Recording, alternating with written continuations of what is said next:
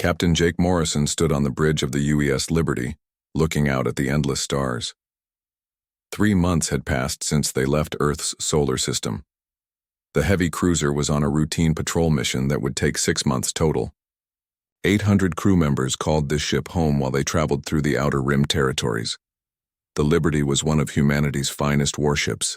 Its thick armor could take heavy damage. Its weapons could destroy enemy ships from great distances. Most importantly, its crew was well trained and ready for anything. At least that's what Morrison hoped.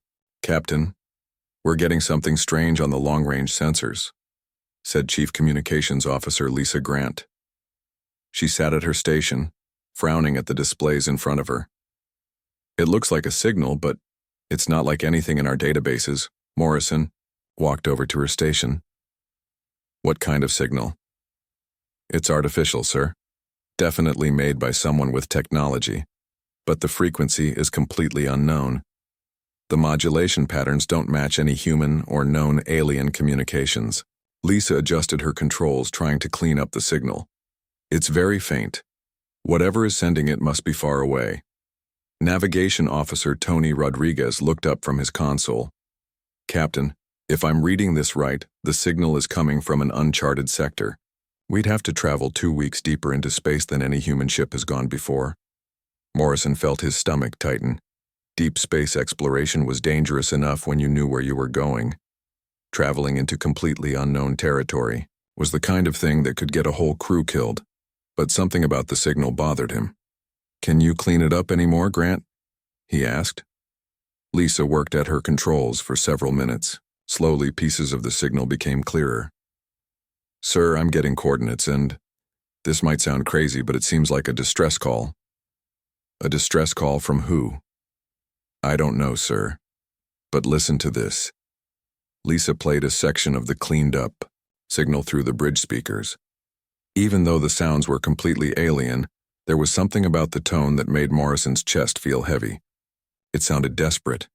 It sounded like someone begging for help. "How many different voices can you hear in that signal?" Morrison asked.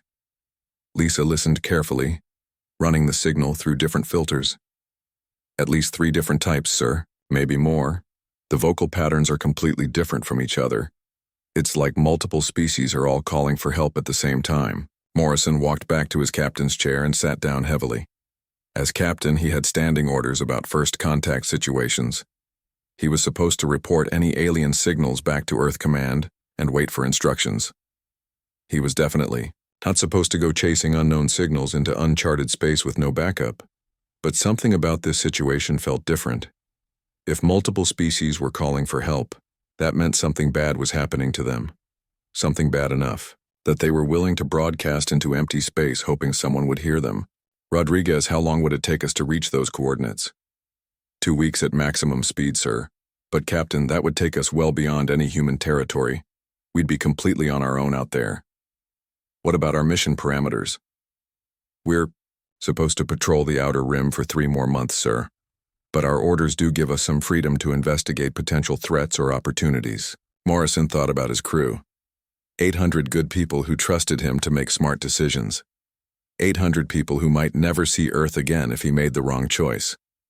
But he also thought about whoever was sending that signal. Multiple species working together, calling desperately for help.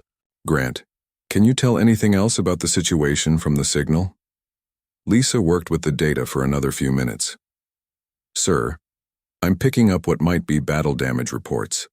Something about an attack by an overwhelming force. The signal mentions multiple species under siege." "Under siege by what?" "I can't tell, sir. But whatever it is, it sounds like these people are losing badly." Morrison stood up and walked to the main view screen. The stars looked peaceful and beautiful, but somewhere out there people were dying. People who had reached out into the darkness, hoping someone would hear their call for help. "Sir, what are your orders?" Rodriguez asked quietly. Morrison thought about his training. He thought about protocol. He thought about the smart thing to do and the safe thing to do. Then he thought about the desperate voices in that signal. "Rodriguez, plot a course for those coordinates, maximum speed." "Sir, are you sure? This could be extremely dangerous." If someone is calling for help, we have a duty to respond. That's what makes us human. Morrison turned to face his bridge crew. Besides, we're a warship with 800 trained crew members. If there's trouble out there, maybe we can help. Lisa Grant smiled at her station. Course plotted and ready, Captain. Take us there, Rodriguez, and send a message back to Earth Command. Tell them we've received a possible distress signal from unknown species and are investigating. What if Command orders us to return? Morrison sat back down in his captain's chair.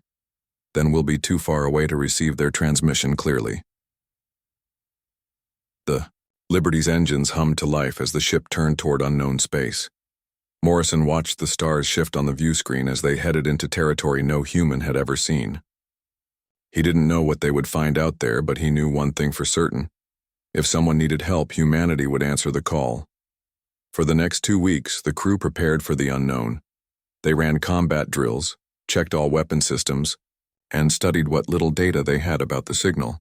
With each passing day, they moved farther from human space and closer to whatever was waiting for them in the darkness. Morrison spent his nights looking at the star charts, wondering if he had made the right decision. But every time he heard that desperate signal playing in his mind, he knew there had been no other choice. Whatever was out there, the Liberty would face it together. 2 weeks later, the Liberty dropped out of faster-than-light travel at the coordinates from the distress signal. What Captain Morrison saw on the main view screen made him forget to breathe for a moment. A massive space station hung in the darkness, orbiting a dying red star. The station was enormous, easily 10 times larger than anything humans had ever built. But what caught Morrison's attention was not its size. It was the fact that the station was clearly built by many different species, working together. "My God," whispered Navigation Officer Tony Rodriguez. "Look at the different construction styles. That's not one species building that thing." The station had sections that looked like they were grown rather than built. Other parts were made of gleaming metal with perfect geometric shapes. Some areas looked organic, with curved surfaces that seemed to pulse with their own light. It was beautiful and alien and completely unlike anything in human experience. "Captain, I'm reading massive damage to the outer sections," reported Chief Security Officer Ryan Blake from his tactical station. "Looks like weapons fire, recent weapons fire." Before Morrison could respond, Lisa Grant's voice cut through the bridge tension. "Captain, we're being hailed. Multiple signals from the station. Put them through." The main screen flickered and showed a face that made several crew members gasp. The being had scales instead of skin, large golden eyes, and a mouth full of sharp teeth. But despite its alien appearance, Morrison could see intelligence and desperation in those eyes. "Unknown vessel, this is Commander Zara Keth of the Coalition Defense Force. Please identify yourself immediately. Are you with the Devourers?" Morrison stepped forward. "This is Captain Jake Morrison of the United Earthship Liberty. We received your distress signal and came to help. What are these Devourers you mentioned?" The alien's eyes widened in what Morrison hoped was surprise and not anger. You came to help? From where? We have no record of your species. We're human, from a planet called Earth. We heard someone calling for help, so we came." Zara Keth stared at Morrison for a long moment. "You traveled into unknown space because you heard a call for help from species you had never met?" "That's right. Why would you do something so dangerous?" Morrison thought about how to explain. "Because someone needed help. That's reason enough." For the first time since the conversation began, something that might have been hope appeared in the alien commander's eyes. "Captain Morrison, we have 12 different species taking refuge on this station. We have been under attack for months by an enemy we call the Devourers. They are cybernetic beings who consume organic life and technology to make more of themselves. How many ships do you have left?" 3 combat-capable vessels and 2 transports. We lost our main fleet defending the outer worlds." Zara Keth's voice became heavy with grief. "The Devourers learn from every battle. They adapt to our weapons and tactics faster than we can change them." Morrison felt anger building in his chest. Someone was hunting these people to extinction. "How long until they attack again?" "Our sensors show a large Devourer force approaching. They will be here within hours." Then we need to work together. Can your people share tactical data with us? Captain, interrupted Rodriguez. Our translation computers are barely working. We can understand basic communication but complex tactical data. Do what you can, Morrison ordered. He looked back at Zara Keith. We'll help however we can. The alien commander's mouth opened and what Morrison realized was probably a smile. Captain, you and your crew may be the first good news we have had in months. Over the next hour, the Liberty's crew worked frantically to establish better communication with the alien coalition. Engineer Katie Murphy discovered that human computer systems could interface with most of the alien technology, even though they were completely different designs. Medical Officer Amy Collins received the biggest shock when alien wounded were brought aboard for treatment. She found that basic human medical techniques worked on most of the species, sometimes better than their own medicine. Captain, this is incredible, Collins reported over the comm system.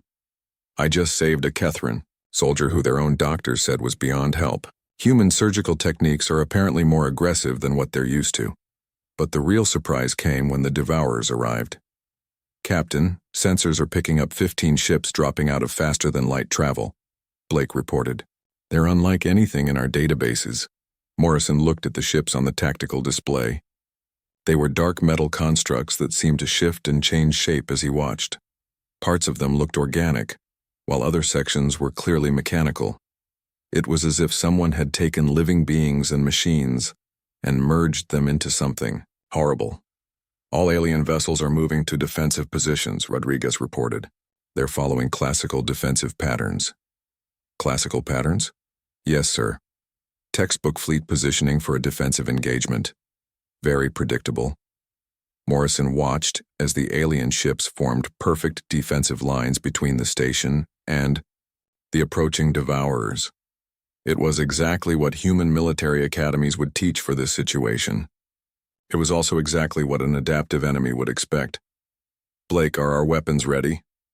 All systems green, Captain. But sir, I should point out that we're one ship against 15. Maybe, but we have something they don't expect. What's that, sir? Morrison smiled grimly. We're human. We don't follow the textbook. The battle began as Morrison expected. The Devourers attacked the alien defensive line with weapons that adapted to counter each ship they faced. Within minutes, 2 alien vessels were badly damaged. Captain, the aliens are requesting assistance, Grant reported. Blake, take us in, but not where they expect. Sir? The Devourers are adapting to frontal attacks. Take us around behind their formation. Attack pattern Morrison 7. Blake grinned. The suicide run pattern? Sir, that's insane. Exactly. They won't see it coming. The Liberty broke from the defensive formation and accelerated directly toward the largest Devourer ship. Instead of slowing down to engage at normal combat distances, Morrison ordered them to maintain speed and fire everything at point-blank range. The tactic worked perfectly. The Devourer ship, expecting a normal engagement, was caught completely off guard. The Liberty's weapons tore through its hull before its adaptive systems could respond. The ship exploded in a brilliant flash. Captain, the aliens are requesting to know what we just did, Grant reported, excitement in her voice. Tell them we improvised. Now let's go help them with the rest. For the next hour, the Liberty used every unconventional tactic Morrison could think of. They rammed damaged Devourer ships. They used their engines as weapons. They fired while spinning and diving in patterns no sane captain would attempt. The Devourer's adaptive systems, designed to counter logical military tactics, couldn't keep up with human unpredictability. By the end of the battle, only 3 Devourer ships remained, and they were retreating. As the Liberty returned to the station, Morrison received a personal message from Commander Zara Keth. Captain Morrison, in 3 years of war, no one has ever made the Devourers retreat. How did you do it? Morrison thought about his answer. We fought like humans. Apparently that's something new in your galaxy. For 2 days, Captain Morrison and his crew worked with alien scientists to understand everything about the Devourers. What they learned was both fascinating and terrifying. The Devourers were not originally one species. They had once been dozens, of different races who had chosen to merge their bodies with machines. Over time, they had lost their individual identities and become a collective consciousness focused on one goal, consuming everything in the galaxy and adding it to their numbers. They have a central processing hub, explained Dr. Velnar as she showed Morrison holographic displays of Devourer technology. Every ship, every drone, every individual Devourer is connected to this hub through quantum communication networks. Science. Officer Ben Parker studied the data with intense focus. So if we could disrupt this hub, we could potentially disable their entire fleet? In theory, yes, said Ambassador Rendara. But the hub is located in the Corvani system, 3 days away at maximum speed. It is protected by at least 50 ships and multiple defense platforms. Morrison looked at the tactical display showing the hub's location. What kind of defenses? General Corvain activated additional displays. Energy shields that can stop any known weapon. Automated defense platforms with adaptive targeting systems. And a space fortress the size of a small moon. How do you know all this? Because 6 months ago we sent a combined fleet of 60 ships to attack it, Commander Zara Keth said quietly. 3 ships returned. They brought us this intelligence before they died from their injuries. The briefing room fell silent. Morrison could see the weight of those losses in the alien faces around him. 60 ships with thousands of crew members, all dead trying to do exactly what Morrison was now considering. What went wrong with the attack? Morrison asked. Everything, General Corvain replied. The Devourers detected our approach from far away. They had time to prepare perfect countermeasures for every weapon we carried. By the time our ships reached the hub, the defenders were ready for everything we could do. Engineer Katie Murphy had been quiet during most of the briefing, but now she spoke up. What if they couldn't detect us coming? Dr. Velnar's tentacles waved in confusion. How would that be possible? Their sensor networks cover the entire approach route. What if we weren't approaching as enemies? Katie asked. What if we were approaching as prisoners? Morrison felt a spark of excitement. Explain. Katie moved to the display controls and brought up schematics of Devourer ships. Look at these vessels. They're obviously designed to capture and transport large numbers of prisoners for processing at the hub. What if we could disguise the Liberty as a captured ship delivering prisoners? The risk would be enormous, Ambassador Rendara said. If the deception failed, everyone on the mission would be captured and processed. But if it worked, Morrison said slowly, we could get right inside their defenses before they knew we were enemies. Ben Parker was already working with the alien technical data. I think I can modify our ship's signatures to match Devourer patterns. It would take time and a lot of alien technology, but it's possible. What about the prisoners? Commander Zaraketh asked. The Devourers would expect to see captured beings from various species. Morrison looked around the room at the alien leaders. We would need volunteers, people willing to pose as prisoners and be taken into the heart of enemy territory. That's suicide, General Corvain said immediately. No one could survive processing long enough for your plan to work.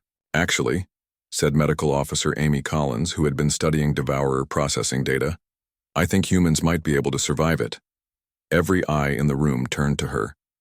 Collins activated her medical displays, showing brain scans from different species. The Devourer processing technique works by implanting control devices directly into the brain's decision-making centers. For every species we've studied, this process completely overrides free will within minutes. And humans? Morrison asked, though he suspected he already knew the answer. Human brains are different. We have multiple backup systems for decision-making. The processing might work temporarily, but I believe humans would regain control within hours, maybe sooner. Dr. Velnar studied the medical data with amazement. Your species has redundant consciousness systems that should not be evolutionarily stable. It's not logical, Collins agreed, but it's how we're built. We're stubborn even when our own brains are telling us to give up. Morrison felt the plan coming together in his mind. So we modify the Liberty to look like a Devourer ship. We load it with volunteers from multiple species posing as prisoners. We allow some of our crew to be partially processed to sell the deception, and we deliver ourselves directly to the hub. And then? Commander Zara Keth asked. Then we do what humans do best, Morrison said. We improvise. Over the next day, the plan took shape. Ben Parker worked with alien engineers to modify the Liberty's external appearance and sensor signatures. Katie Murphy designed concealed weapon systems that could be hidden throughout the ship. Amy Collins prepared medical protocols to help humans survive partial processing. The most difficult part was recruiting volunteers. Morrison had expected his own crew to volunteer, but he was amazed when dozens of aliens also stepped forward. Why? He asked Commander Zara Keth, who had volunteered despite her leadership responsibilities. Because for 3 years, we have watched our people die while following safe, logical plans, she replied. You offer us something we have not had in years, hope. But the real surprise came from an unexpected source. Ambassador Rendara approached Morrison privately as preparations continued. Captain, there is something you should know about the processing procedure. What? The Devourers do not simply control minds. They also extract all knowledge from processed individuals. Everything the person knows becomes part of the collective. Morrison felt cold fear in his stomach. You mean they would learn everything about human technology, tactics, and capabilities? Yes, but Captain, I believe that is exactly what we need. I don't understand. Rendara's large black eyes seemed to glow with excitement. You keep saying that human unpredictability is your greatest weapon. What if we could upload that unpredictability directly into their collective consciousness? Morrison stared at the alien ambassador. You want us to intentionally let them read our minds? Not all of you. But if a few humans with the right kind of knowledge were processed, they could introduce chaos into the collective. Imagine an entire network of logical, predictable minds suddenly infected with human creativity and intuition. The plan was insane. It required trusting alien technology, depending on human biological uniqueness, and deliberately allowing the enemy to access human knowledge. Any one of a dozen things could go wrong and doom everyone involved. Morrison looked out at the stars and thought about the desperate distress signal that had brought them here. Somewhere out there, the Devourers were preparing to destroy the last free peoples in this part of the galaxy. How long do we have? Morrison asked. The Devourer fleet will arrive here in 4 days, Commander Zara Keth reported. If we're going to attempt this mission, we need to leave tomorrow. Morrison nodded. Then we leave tomorrow. Signal the volunteer crews to report for final preparations. Captain, Rendara said quietly, you realize that if this plan fails, it will mean the end of not just our species but yours as well. Morrison thought about his crew, his ship, and the 800 people who trusted him to make the right decisions. Then he thought about all the species counting on humanity to do something no one else could do. Then we better make sure it doesn't fail. The modified Liberty looked nothing like a human warship as it approached the Devourer hub. Ben Parker's modifications had changed its external appearance to match captured alien vessels. Dark metal plating covered the hull, and strange organic-looking growths had been attached to make it look partially processed. Captain Morrison stood in the cargo bay looking at the 40 volunteers who would pose as prisoners. 20 humans and 20 aliens, all willing to risk everything on a plan that had never been attempted before. They wore simple clothing and carried no weapons. Their only protection was the hope that human stubbornness would be enough to overcome. Devourer mind control. Remember, Morrison said quietly, once we're inside the hub, we'll only have a few hours before the deception fails. Stay calm, follow the plan, and trust each other. Commander Zara Keth, who had insisted on joining the mission despite Morrison's objections, nodded to the other alien volunteers. Today we discover if courage is enough to overcome impossible odds. The Liberty approached the massive hub structure, which was even more terrifying than the intelligence reports had suggested. It was a twisted combination of technology and biology, like a metal planet that had been infected with some horrible disease. Hundreds of ships moved around it like insects around a corpse. This is Devourer control, came a mechanical voice over the communication system.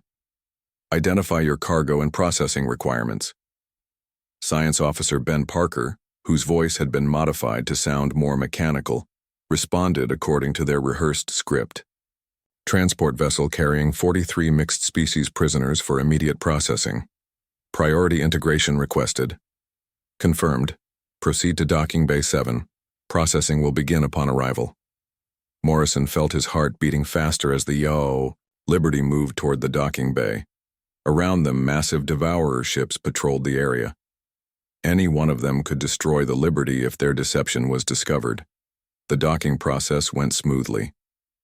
Mechanical arms grabbed the Liberty and pulled it into a vast bay filled with other captured ships. Morrison could see alien vessels from dozens of species, all being prepared for processing. "Captain," whispered engineer Katie Murphy over the concealed communication system. "I'm reading massive energy signatures throughout this structure. The processing facilities are enormous." "How many people do you think they're holding here?" Morrison asked quietly. "Thousands. Maybe tens of thousands." Morrison felt sick. All those people, waiting to be turned into devourers. It made him even more determined to make this mission succeed. Devourer security forces boarded the Liberty and began removing the prisoners. Morrison found himself face to face with beings that had once been living creatures, but were now part machine. Their eyes glowed with electronic light, and their movements were perfectly coordinated. The volunteers were taken to a massive processing center deep inside the hub. Morrison saw rows of machines designed to implant control devices into organic brains. Hundreds of beings from different species waited in holding areas, their faces showing the hopelessness of people who knew they were about to lose everything that made them who they were. "Begin processing with the humans," ordered a devourer supervisor. "Their biological patterns are unfamiliar and require analysis." Morrison exchanged a quick look with Amy Collins as they were separated from the other volunteers. This was the moment when they would discover if human brains were really different enough to survive processing. The machine that worked on Morrison felt like ice and fire in his skull at the same time. He could sense something trying to take control of his thoughts, trying to override his personality with mechanical logic. For several minutes the pressure was overwhelming. Then gradually he began to fight back. Not with logic or planning, but with pure human stubbornness. He thought about his crew, his mission, and his refusal to let anyone tell him what to do.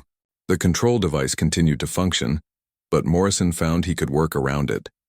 Over the facility's communication system, he heard the devourer supervisor speaking to others. "Human processing is proceeding normally.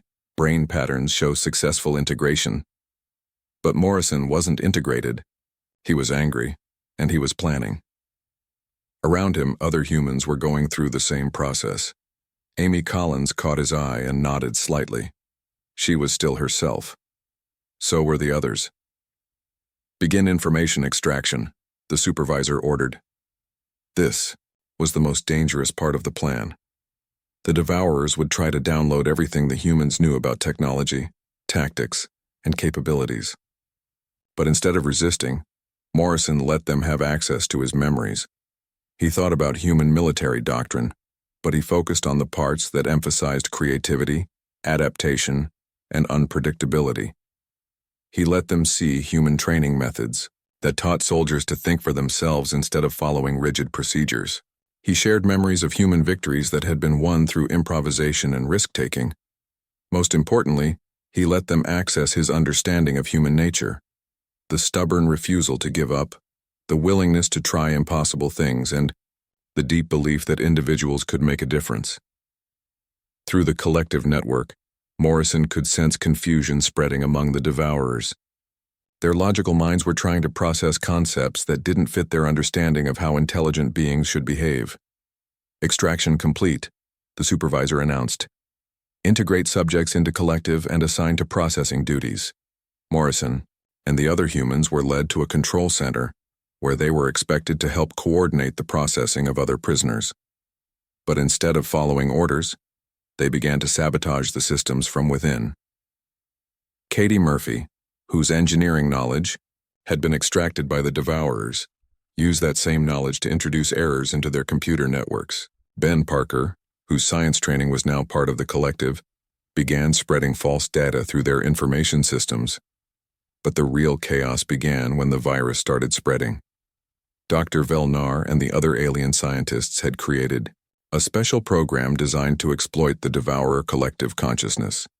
The virus was hidden in the Liberty's computer systems, waiting for the right moment to activate.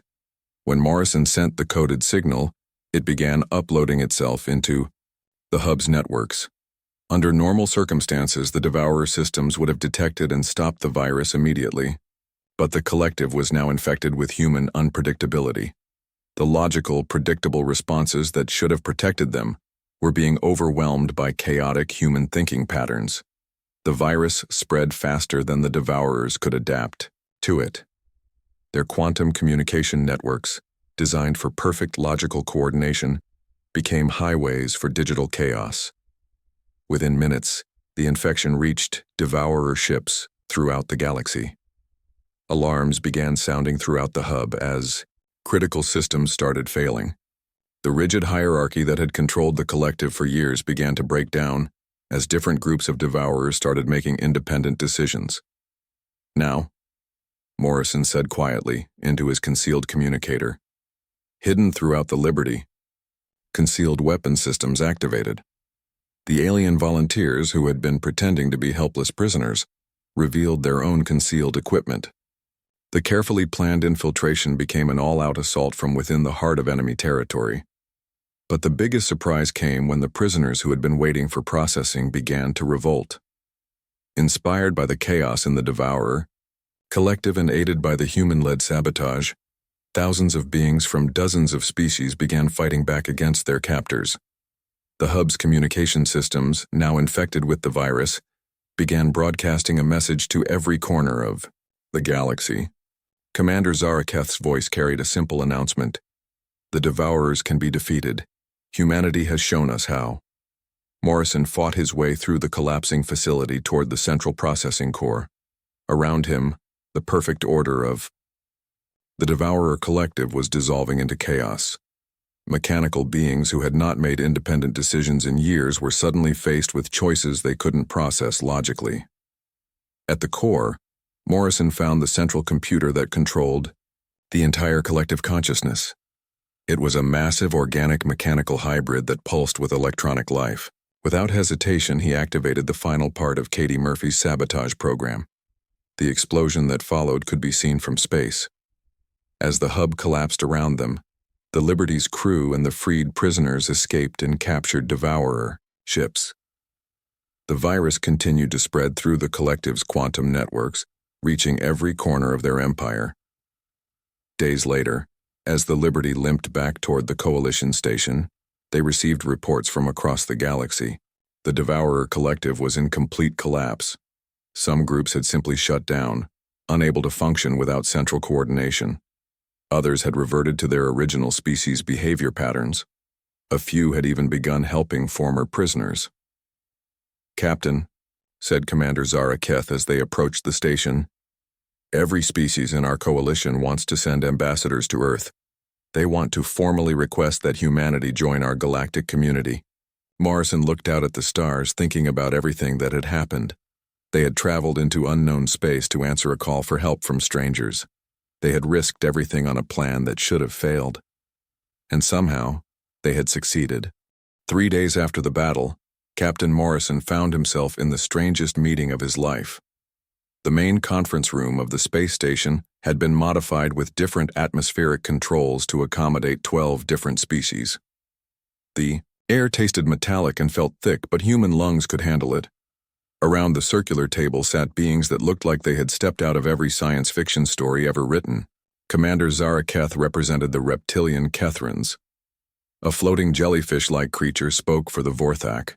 Insect-like beings called Zephyrians clicked and buzzed in their own language, while translation devices converted their words to something Morrison could understand.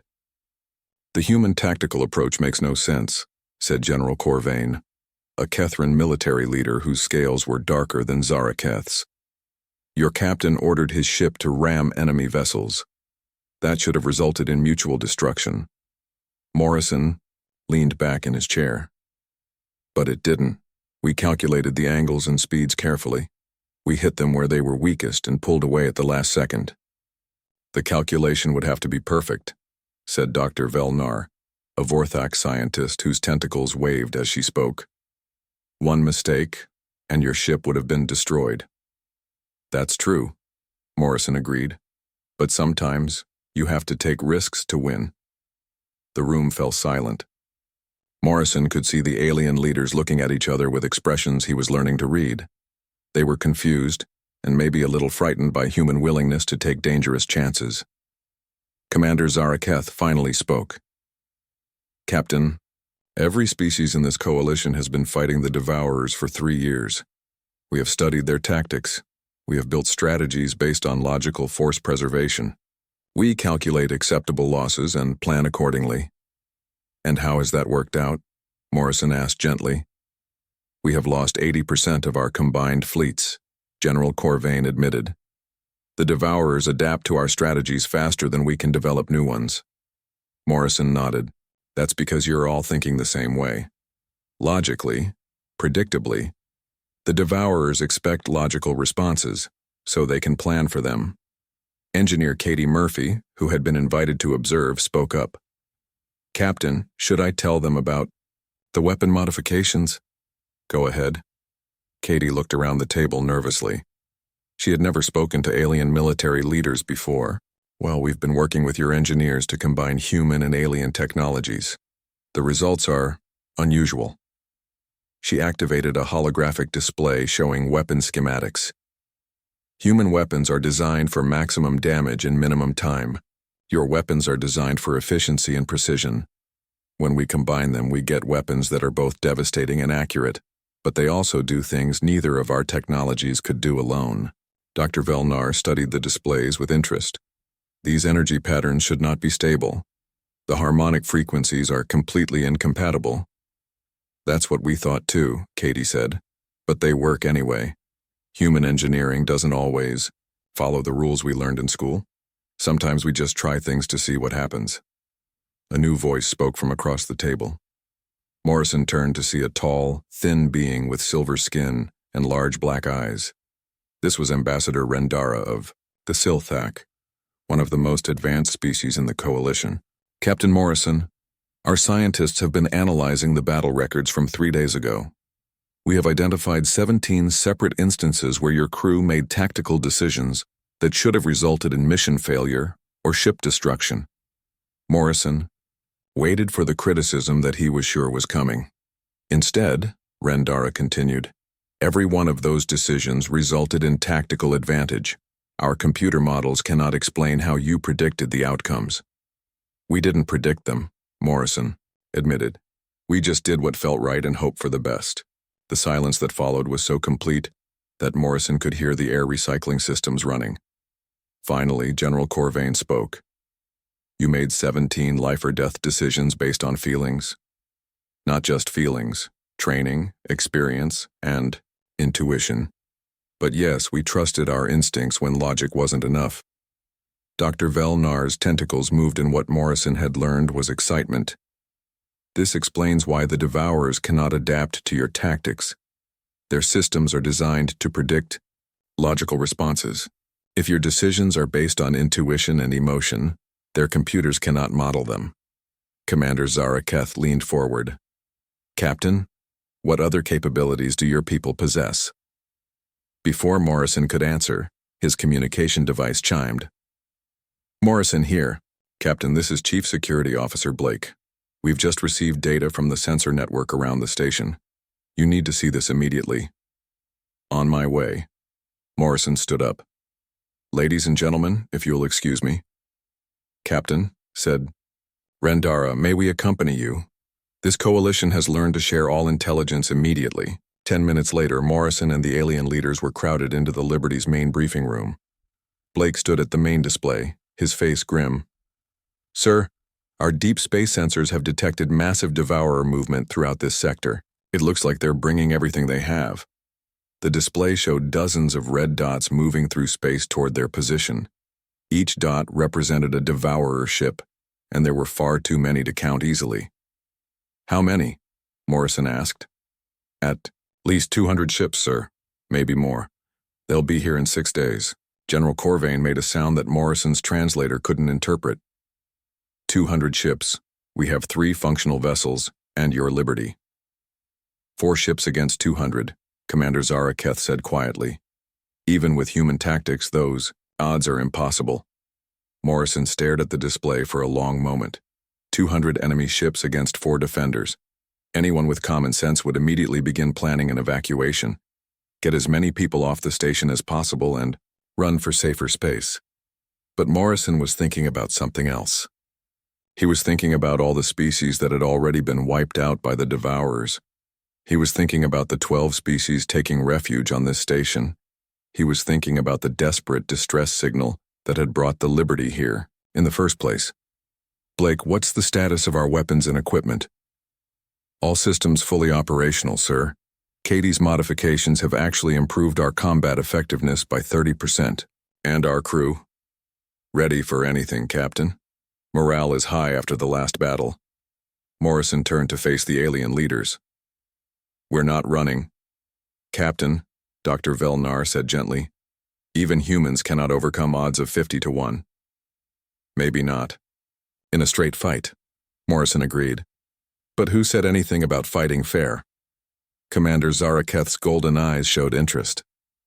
"What do you have in mind?" "I need to know everything you can tell me about Devourer technology, tactics, and psychology. I need to understand how they think and how they operate." "Captain," General Corvain said slowly, "are you planning what I think you're planning?" Morrison smiled, and several of the aliens stepped back involuntarily. They were learning that when humans smiled like that, something very dangerous was about to happen. "We're going to do something the Devourers will never expect," Morrison said. "We're going to attack them first."